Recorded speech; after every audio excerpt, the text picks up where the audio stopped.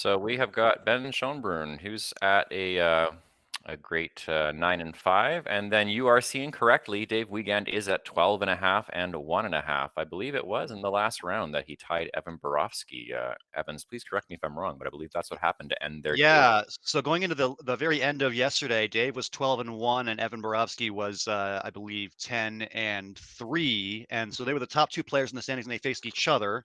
And some moron chose not to stream that game. That moron would be me. Oh, And what we missed was I think it was a 472 to 472 tie between the top two players in the tournament. So, kind of a shame that we missed that one. Would have been fun to watch, but what's done is done. Let's move on.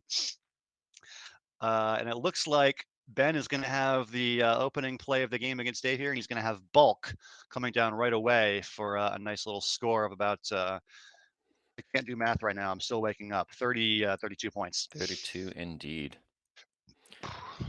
So a nice start for Mr. Schoenbrun here. Yes.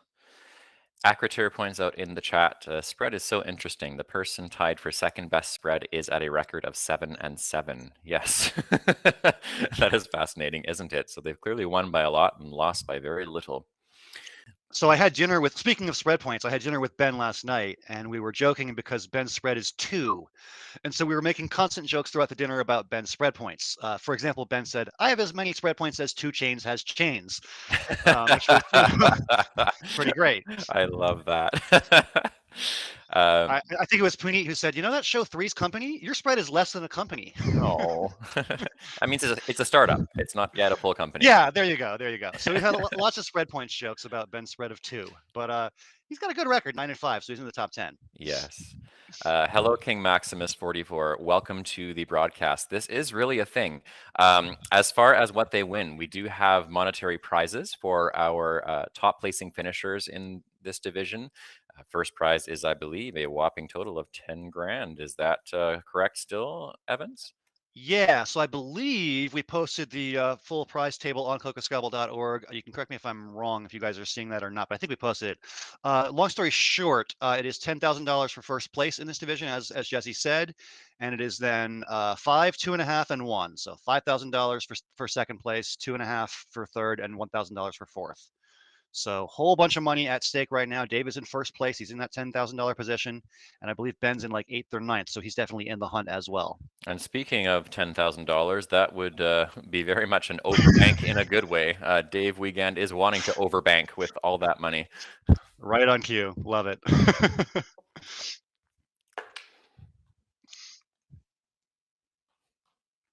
Overbank is indeed the best play. The only other bingo available was Verbena, which plays for like 15 points less. Overbank is best by far, and Dave indeed finds it. That's why they call him Dr. Bing, because he finds the Bing. Bringing the bings this morning. Speaking of bings, though, Ben's got a blank on his rack, so he's going to bing soon as well, I bet you.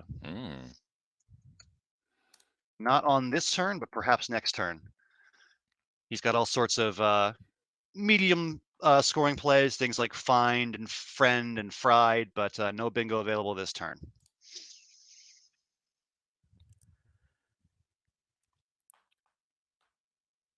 In the chat, we have Archfiend as a lovely find for a 9 if you had just the right letters on the board.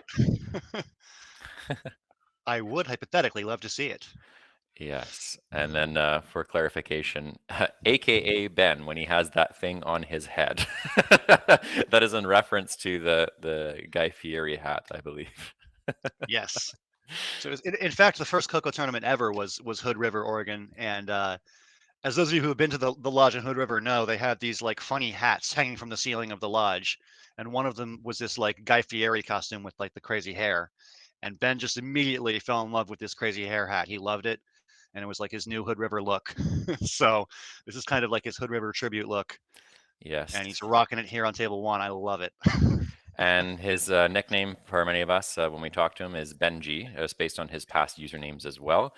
So that's kind of combined into Guy Fieri, a little portmanteau, and that's become Guy Fiergi. So we refer to it as his Guy Fiergi hat whenever he wears it. I think that's spelled Fierji, if I'm not mistaken. I think that's how we go with it usually, yeah. All right. Is that fired or fried? It's fried from Ben. Nice play. Yeah. Could have played Find if you want to keep HR instead of HN, but they're pretty similar. Not a big deal. I like Fried. I think it gets the job done. Sure. I love Dave is playing with us a bit on camera. He had Wieg lined up very briefly, as in the first part of his surname. Cesar points out, I like Dave's nickname for himself. Yeah, we're on the same wavelength there. I'm pointing out Dave is playfully trolling us on the stream a bit.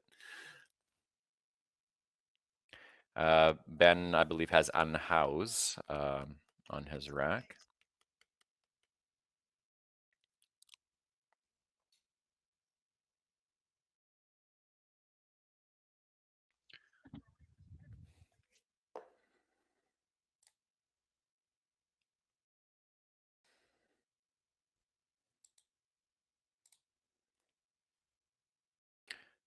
Dave is going to extend to bulkier. Very nice.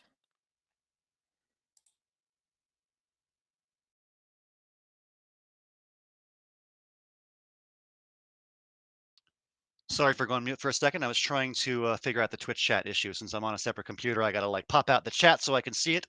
I can't piggyback off of your laptop anymore, Jesse. So Sad. trying to figure out the whole Twitch chat thing. But anyway, I'm watching as Dave plays bulkier. Bulkier is definitely the correct play. So nice job there. Yeah, 42 points, best play by far, and he does find it. So 124 to 58 is the updated score in favor of Dave Wiegand. And I'm hoping that the Wi-Fi at the Sheraton is going to be really good, and I can update that scoreboard quickly. It's okay, Boomer asked, do people really not put the tiles upright on their racks? There are certain players who organize them in that fashion. As Alec has pointed out, that's Benji mode, as in Ben Schoenbrun tends to have his tiles completely randomly on his rack. There's just some people who do that. That's just their thing.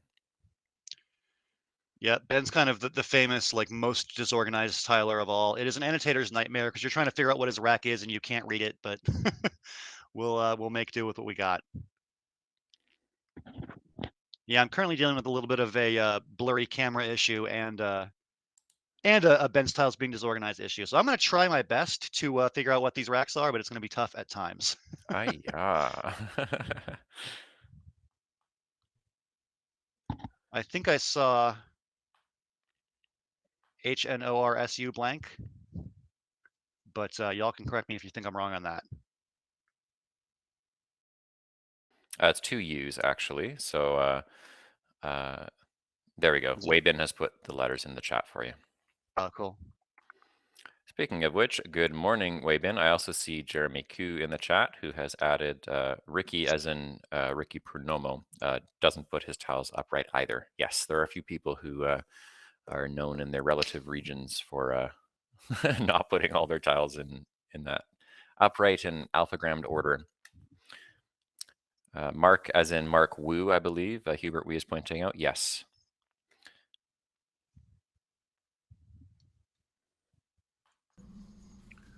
Ooh, so a bit of a miss there, as I think Ben's best play was the bingo of Unhouse.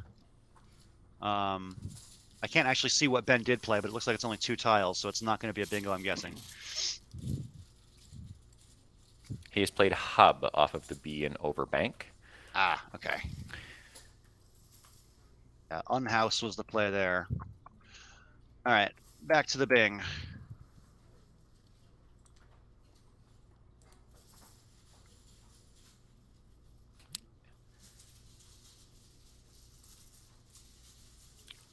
Good morning, Jeremy Hildebrand, who has requested we pause the stream so he can re-coffee. Hold. If you want to do it my way, the way to re-coffee is to take 2 in the first place.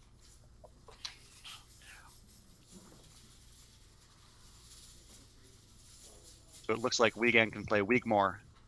Yes. As in, you don't want to Wieg less, you want to Wieg more. Is a Wieg-mooring just bingoing more? It probably is, given it's Dr. Bing. Yeah, sounds about right.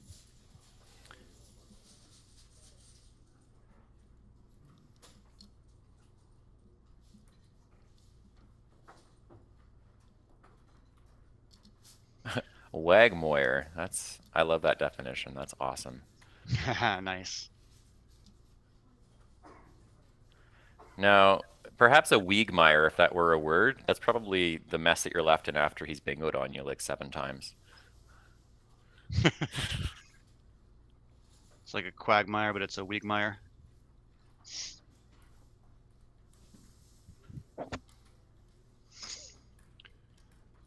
So my connection to you guys is just great. Like I can talk back and forth pretty well. My only problem is seeing the blurry picture on the screen of what the players' racks are. I'm gonna do my best to navigate this.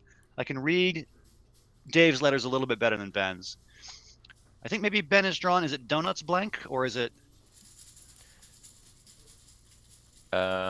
I am also waiting for my Twitch stream to reload here. There's also the issue of Ben's tiles being a mess. If you would just like, alphabetize them like a normal human being, we wouldn't have any issues. Weibin's got the correct rack. It looks correct to me as well when I look at the feed. Okay. Oh, it's not donuts blank. Sad.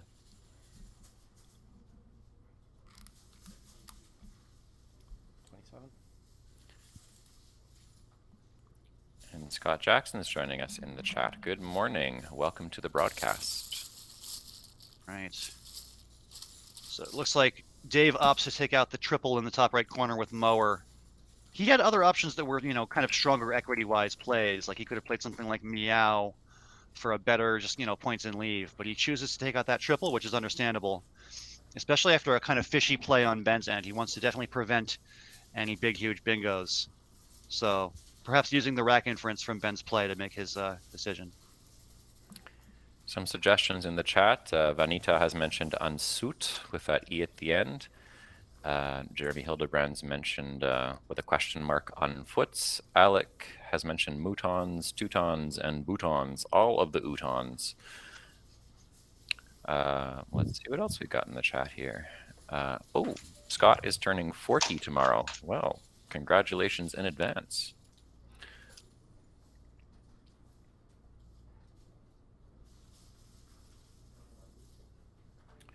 Croutons has been mentioned by Acriter. There you go. I'm not pro crouton in my salad personally. I would rather have more of the actual greens and or meat in the salads. Croutons take up valuable space.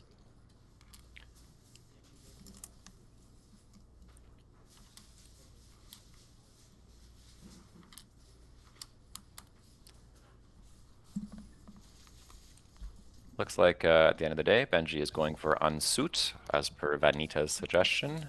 Very good. Yeah, that looks to be the best play. Nicely done by Ben there. Sorry, I was dealing with some technical difficulties, but I'm back now, and I want to say that croutons are excellent, and you're wrong. That's okay. I'm not saying that they taste bad. I would just rather have my salad real estate taken up by other items. Your salad real estate. Okay. It's real estate. All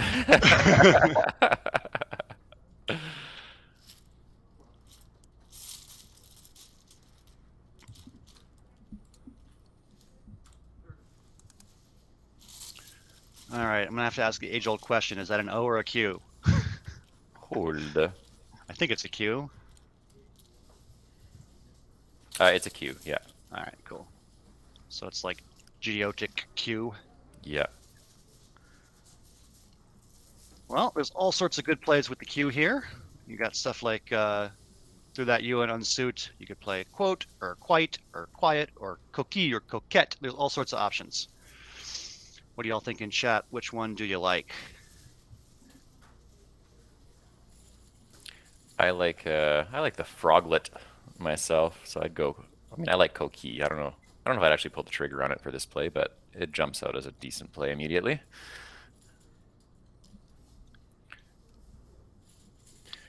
Yeah, I mean, the benefit of something like coquille or coquette is it undoubles that horrible CG combination. There's not a lot of words with a C and a G in them.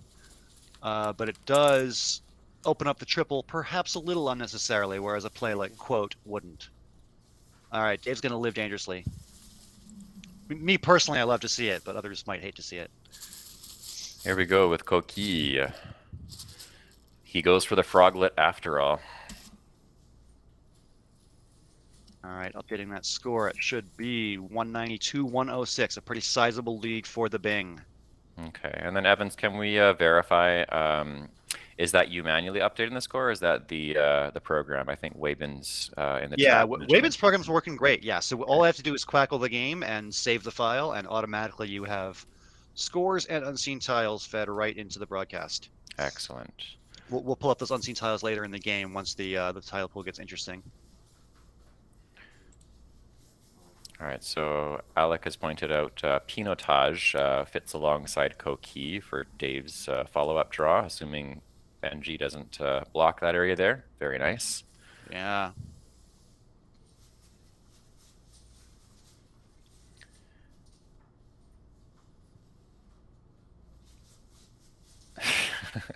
And as is pointed out by Tim, Dave currently has a Wenyu for his bingo.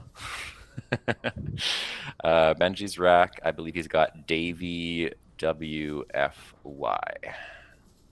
Well, that's all sorts of fun, huh? Yeah. Ooh, he could spell Ladyfy with two Y's, Ladyfy. I have never seen that played before. I've seen Ladyfies as a bingo because that's only one Y, so it's easier to draw that one. Yeah. But Ladyfy with the two Y's is pretty tough. I'm pretty sure I would miss that in a game because I've just never even thought to look for it before. That's like one of those sixes you study at the end of going through the words, like, because in general, sixes, for those of you who aren't insanely nerdy like the rest of us who have gone through a whole bunch of times studying, usually the sixes like that would be among the very last that you study. Yeah, pretty low playability, one could say. So there are some possible ways for Ben to block Pinotage. Like, for example, if he just plays Wavy underneath Bulkier making BY, that would block the bingo. And I think that's probably one of the more likely plays for him to choose here. So Ben is... Oh, he's going to play Fady, or Wadi. Okay. Totally reasonable choice, but he's going to get burned by the bingo here. Hubert mentions the scores don't seem correct. Can we verify that based on what's in Quackle and the sequence that it's okay? I think it should be 192, 106. I don't know what seems not correct about that. Okay, fair. Just checking. Just providing feedback based on the chat. Sounds good. Oh, wait, maybe I'm wrong. Hold on. What happened after Unsuit? Did I miss a play? I think it was just Coquille. I must have missed a play. I'll figure it out. You guys carry on. I'll figure it out. Alec has mentioned the sequence was Bulk, Fried, Unsuit, and Weighty as far as Ben's moves. So Weighty on top of Bulk here has just come. That leaves Pinotage, as was pointed out by Alec, to come down from Dr. Bing. Wavin has provided the exact sequence, starting with Ben's first move. If you I think I figured out the sequence. I figured out the sequence, but I just got to add another move. What was Dave's leave with Mower? He had oh, jeez. I'll figure it out. We'll get the scores updated. It looks like Dave has spotted the fit for Pinotage. Very nice.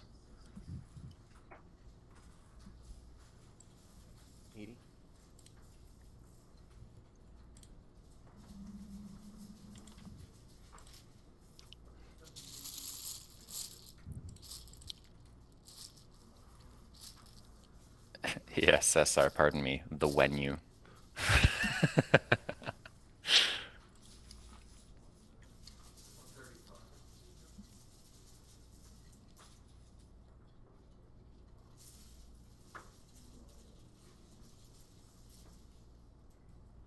The chat's saying Mower left Ego.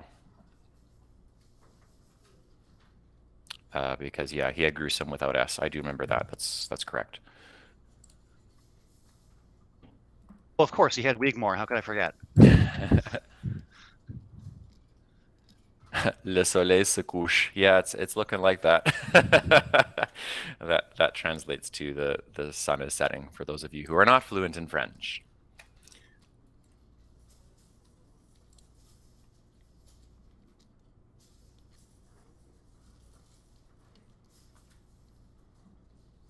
There you go. Same thing in español from César. El sol se pone.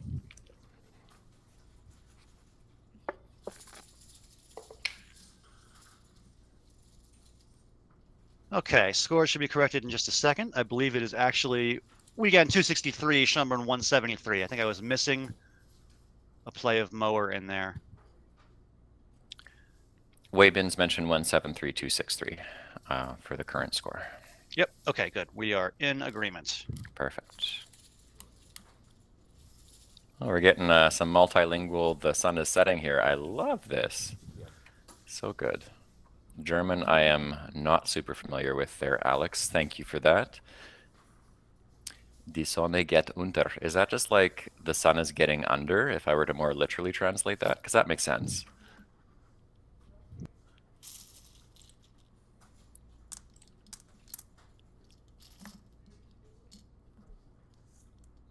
Cool. Thanks, Alex. I learned something new. It looks like Benji has opted for vlog through the O and unsut to try and clear out some of those consonants. Yeah, it looks pretty gross, but there's just not a lot of ungross options. What can you say? Yeah. You could have played Gyve, Gyve, on the far right into bulkier. I mean, that looks pretty ugly as well. What are you going to do? Yeah, it's pretty tough.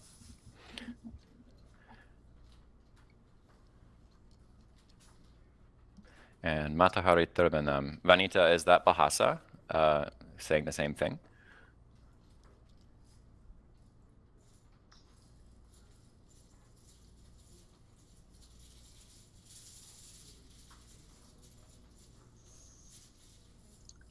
So a few options here for Dave. If he wants to just keep opening the board and he doesn't worry about, closing things down, you can just make a high-scoring play like Henge or Hogan on the far left, putting that H next to Pinotage. Those are 35 points. I think that'd be pretty stylistically consistent with how Dave plays. He's just fearless, and he's going to keep on being aggressive a lot of the time. Scoring never stops, as they say. I was going to say, like, even though, Austin is known for that trademark, the scoring never stops, I mean, the good doctor himself, he's pretty good at getting those scores in, especially because he bings so much. And I'm right. He plays Hogan. That's what I thought. Very nice. Yeah, that's the highest scoring play, and yeah, he's fearless. He's just going to play it. He's up by over 100, and he's just not worried about what Ben's going to do in reply. Weibin, yeah, that is a deleted hook. Sad.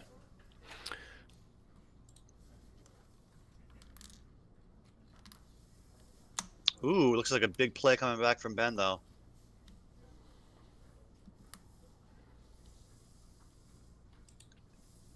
So J is a very high scoring JAY play from Ben there, 62 points. That's going to put him back in the game. He's within 47. I would call that striking distance, especially given how bad Dave's rack is. Like, Dave might have to exchange even. We'll see. Is that a FTLM? Is that what I see for Ben there? FTLS left over after J. Oh, it's an S. Yeah. Alex suggests EAU at D11. Cesar says, Dawn of the Third Day. Are we getting in some Lord of the Rings references as well? Look at that. Might as well cover all of the things.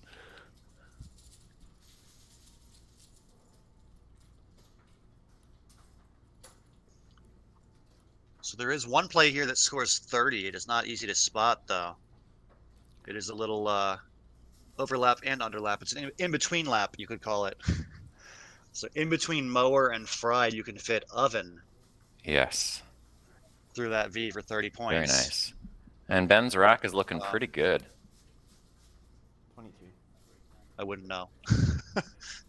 He's got lofties sitting on his rack now. Ah, okay. So very nicely balanced now. Oh yeah, Majora's Mask, of course. Cesar, I know how much you love that game. Yeah, I should have figured that. So if you're saying he's got lofties, that means he's got trefoils or That's the one. Or floriist through that R. So if Ben gets a bingo down, this is going to get interesting. Although Dave has got étourdi on his rack, so I'm assuming he's going to find some fun way to bing himself, regardless of what Benji does. Yeah, so either one of trefoils or floriist will put an S out there for Dave, and then Dave can just immediately hit the spot with outrides or IO Durats. So it looks like they're going to exchange bingos here, and it looks like, yeah, trefoils does come down. And I'm pretty sure Dave can find outrides. Yeah, I'm pretty confident. It's pretty likely. Although, hang on. Io Duretz probably scores a few more. Yeah, that's Yeah. right. So Ioduretz would be 76 instead of just 72. Oh, look at that. Alec has just typed the same thing in the chat. Io Duretz scores more. We're on the same wavelength here. I'm loving this. Very good. So a very short-lived comeback for Ben, who is only within 7 points, but soon to be down 83 again.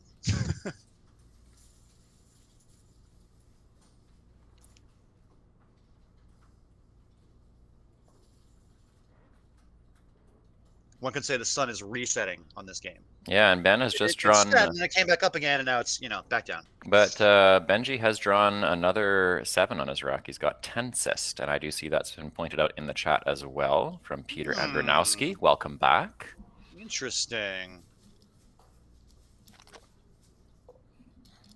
Tensist does play because there's the hook on he to make het on the left side there. Mm-hmm. This is going to get really interesting.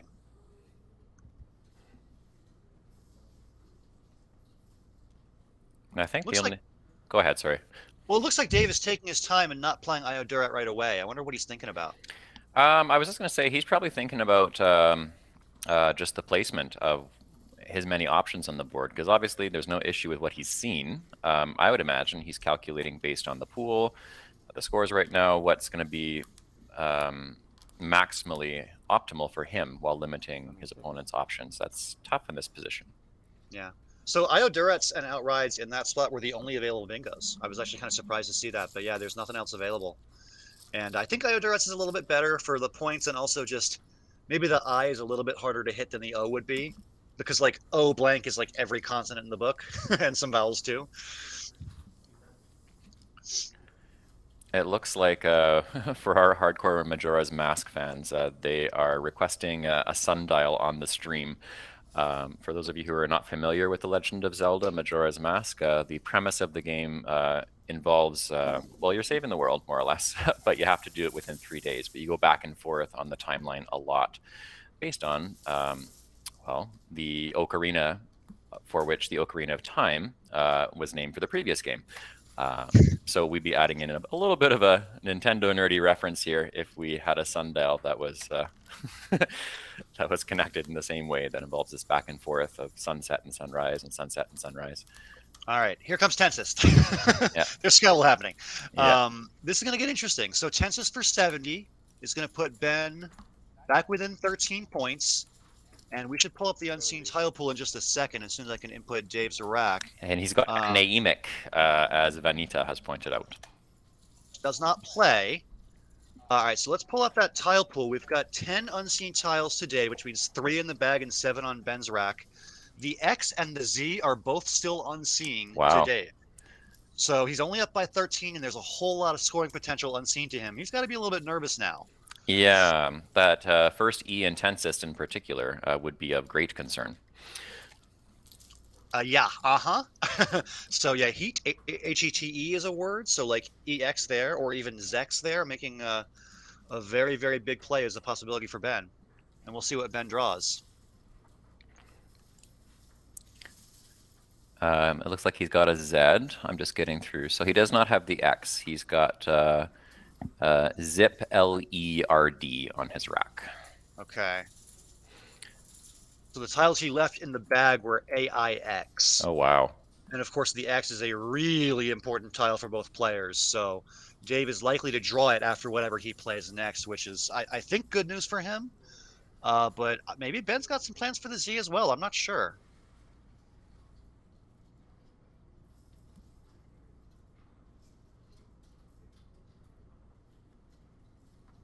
So no bingo available for Dave here. He's got Mine, M-I-N-A-E, above Ioduretz with a nice overlap for 38. And he's got words like anemic through the I in Ioduretz as well. So plenty of options that score, in the 30s pretty decently. And he's going to draw the X after he plays a word like that as well. So I think Dave is just winning here, but maybe something crazy I'm not looking at is, I don't know. We'll see.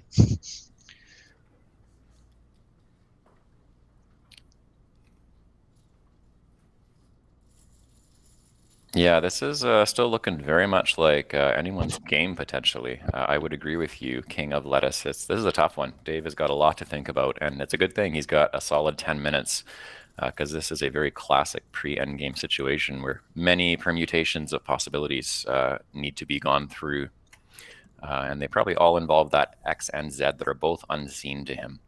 Easier for us to be like, okay, we can think about Z options for Benji, but yeah, Dave's got to consider both. The possibility that Ben already has both of those on his rack. Yeah, to be clear, when I say Dave is just winning here, I mean that from our omniscient perspective, we know that, but Dave can't know that because he doesn't know that Ben doesn't have the X. Yeah. So he's got a lot to think about. Like if he were to play, for example, Anemic through the I and Iodurets, that would be 33 points. It would put him ahead by 46. And he doesn't know whether Ben has a play like, let's say, Zex for 67. So like he does not know whether he's going to get hit hard after this. Yeah, and it's really tough to actually figure out how to effectively block that if that's what he wants to do and still score enough to stay ahead. It's really hard to balance all those things at the same time. It seems like you're inevitably giving up one in favor of the other. Yeah, exactly. I'm sure he's thinking about scenarios like, what if he plays Anemic, goes up by 46, and then just tries to outrun the X play? What's interesting is that there's a chance that Dave can just race to an out and two from here, right? Like if he plays off 5 tiles, he's going to have only 5 more on his rack next turn. There's a chance he can threaten an outplay, depending on what he draws. And there's also a chance that, Ben might play, X or Zex and have more heavy stuff on his rack like the P and the D, and possibly get stuck with a whole bunch of points on his rack that he can't play off. So there are ways that Dave can just outrun the X play even if Ben does have it. So we're getting a couple of suggestions in the chat. Peter Andronowski suggests Mine on Iodurets. I assume that is on top of the O in Iodurets working the way to the right to begin with as one possibility. It looks like then Weibin has suggested Ma or Main beside Tensist. So I can see 2 schools of thought on what the best thing to do is here based on those suggestions. Might be worth talking through those because it's clear to me that Ma or Main would be taking care of the X threat. And then something like Mine does get you towards perhaps playing for the out and 2 and also taking care of the triple word score threats. There's some different schools of thought we're seeing already in those first couple of suggestions. Yeah, I think Ma is really interesting. I'm doing a quick many ply sim of the endgame after Ma and Quackle, and it says that you're only 55% to win after playing Ma. I mean, I guess the issue here is that you're not up by that much, and you've got to outscore all sorts of scenarios, not just the big X bomb. Ma only scores 22. It puts you up by 35. And then, if Ben's got some high scoring stuff, there's a lot that can still happen. Vanita points out that Ma does not block Spiraled from the S Intensist because from Dave's point of view, that is possible from the unseen pool. Very good point. Mine looks good, says Weibin, because that would block Spiraled. It does provide you the opportunity to outrun potentially, based on what you draw. King of Lettuce mentions, is Dave obliged to empty the bag here? Yeah, I think that's kind of really what he's pondering personally is whether he needs to do that. I would lean towards, I'm thinking he probably should. What do you think, Evans? I don't know. I think there's a lot of possible plays that both do and don't empty the bag. But I would just echo the idea, I think you said it was Van, I think I mentioned it earlier, that there's a lot of bingos you're not blocking by playing Ma. It's not just Spiraled.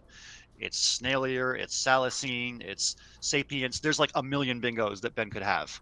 I mean, that's why this is such a complicated endgame, right? Because you could be up against an X play, you could be up against a Z play, you could be up against a bingo, and you just don't know what it's going to be. Yeah. Yeah. And as Scott has pointed out, Dave can lose to not just bingo plays. He can also lose to other high-scoring plays, like X plays. So absolutely. He's up by 13. It's a very small lead. Yeah. Exactly. So that's kind of why I personally am leaning towards the accelerating towards the end of the game and setting up for a potential out and 2. That's my immediate thoughts here. But yeah, as you said, there's so much to think about.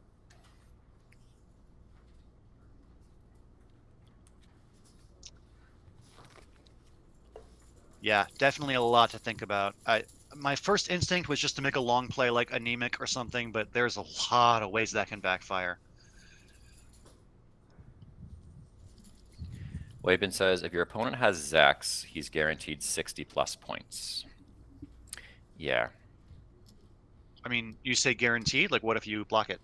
Well, I think the mention was like 2 spots. So there's obviously the X bomb off of the E intensist, but something like Zax could play on top of the O and Io Duretz to the right, and that's the same sort of massive score. Oh, geez, I see. Yeah, that's brutal. Yeah, so Alex has pointed out, and I was just going to say this actually, Dave needs to play on the assumption that he will either draw the X or the Z. Yeah, I think you kind of have to go for that. Like this, that is your best chance of staying ahead and keeping a lead, is to draw one of those two and just play as if you're going to get one of them, while understanding you might not. So Mine has been played on top of Io Duretz. Nice find earlier in the chat, and ultimately, yeah, I think it's a great move. And Dave has drawn the X, so he's going to be very relieved to see that.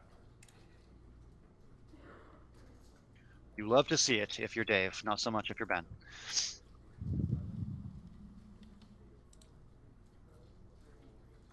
Yeah, so Ben now is now down by 51, and he doesn't have the X, so he is very much losing here.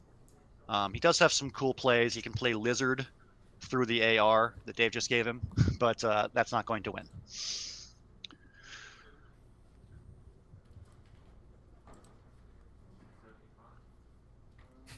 Alec asks, will Ben make an anti-vax play? Nice. Very nice. I see what you did there.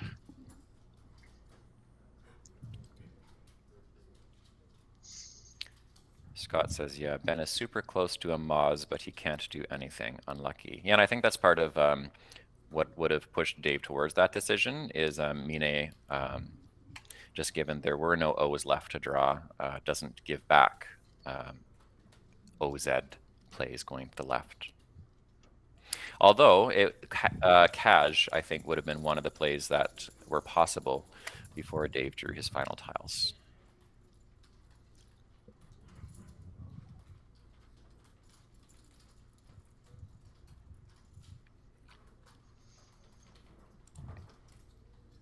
So I think Ben probably realizes at this point that the sun is setting, so to speak. But he's just looking for the best endgame to cut some spread. There's no bingo here. There's no big Z play, or no big enough Z play anyway. You're just looking for a play like Lizard, or a play like maybe Zap through the A and Pinotage.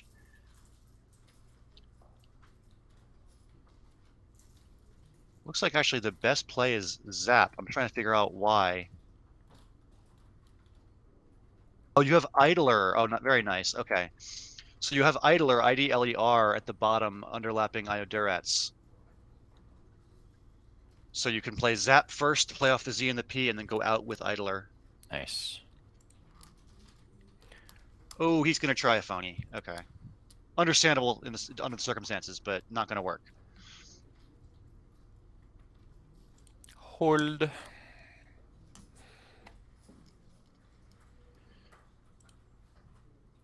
Believe me, Ben, I have tried phoning Dave Wiegand many, many times. It works about 1% of the time. Big sad.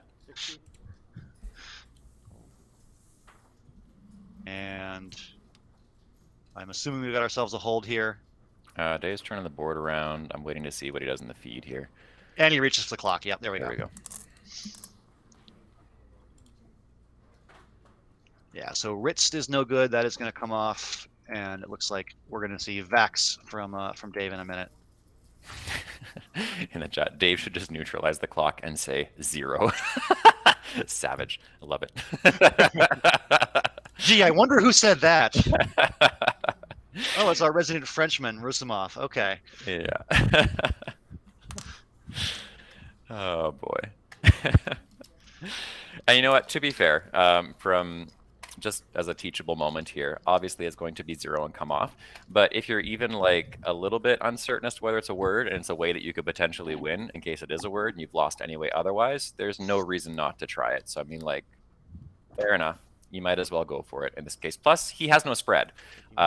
Is something else to point out is Benji had a nice comeback run as far as a stretch of wins. He had a spread of +2, I think. Yeah, how dare you say he has no spread? He has 2 spreads. Pardon me. 2 of them. Well, he's about to have less of them. So, in his point of view, spread is not going to matter anyway. A loss is a loss. So he might as well try in this case if he's not sure. But yes, ultimately it's a phony. All right. It looks like the best endgame sequence after the phony is going to come down as we see Vax followed by Lizard. Very nice.